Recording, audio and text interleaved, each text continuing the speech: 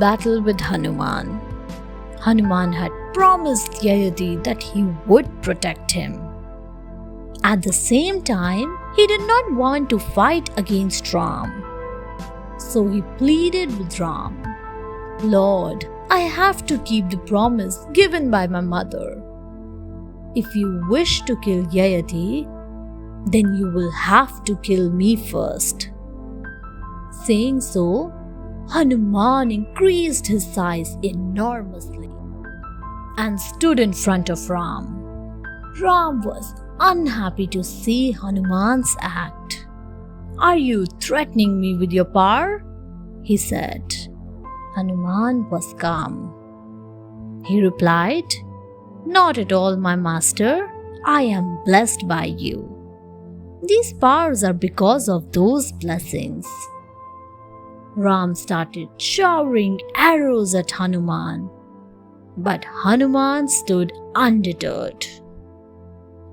Hanuman did not use any weapon, but he stood like a mountain and chanted Ram's name continuously.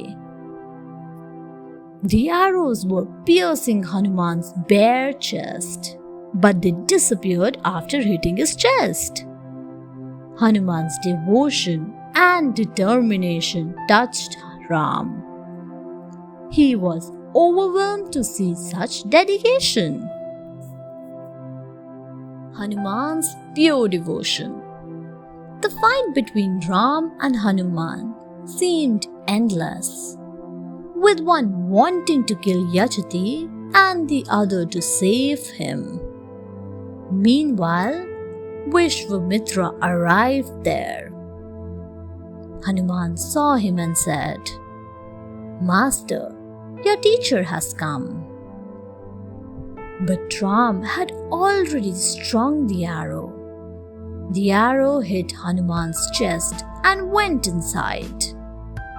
This time, Ram and Vishwamitra were awestruck to see a huge image of Lord Ram imprinted in his heart.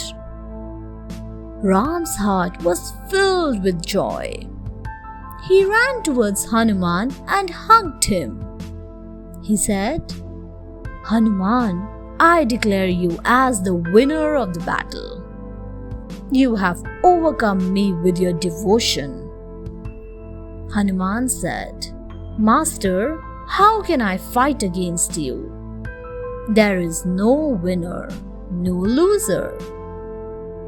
The sage who was witnessing all this announced, "Hanuman, no one on this earth can match your devotion and dedication towards Ram. From now on, you will be called as Veer Hanuman." Yayati was set free and Hanuman returned home. Hanuman's anger. Legend has it that once Hanuman was sitting on a beach in deep meditation. Shanidev, who was passing by, wanted to disturb him. After all, he was well known as a mischief maker. So, he began to pull Hanuman's tail. Hanuman opened his eyes and warned Shani, "Leave me alone. Don't test my patience." But Shani was in a playful mood.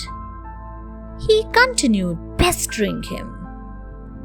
Hanuman lost his patience. He immediately wrapped his tail around Shani. Then he swung his tail up and down, hitting Shani against the rocks with each swing. All the while, he continued praying to Ram. Shani got severely injured and became unconscious.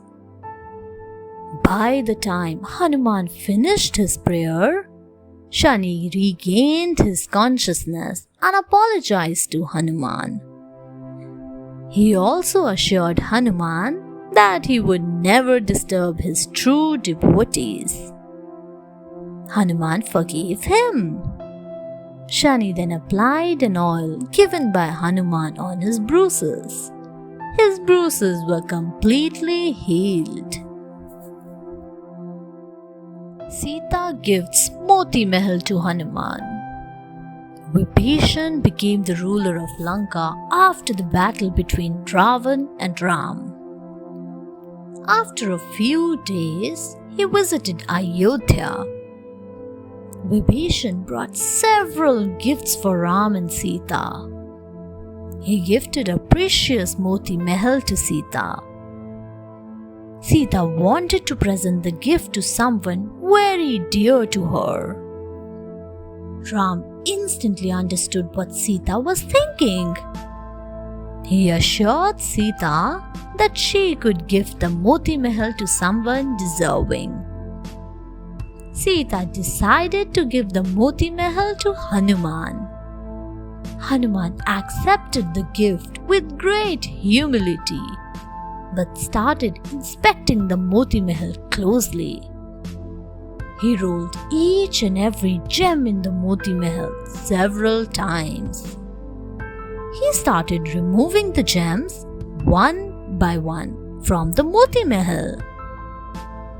He put each gem near his ears. He then cracked them with his teeth and carefully examined the broken pieces.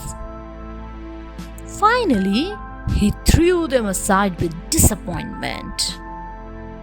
Everyone was shocked to see Hanuman's strange behavior. Thanks for watching.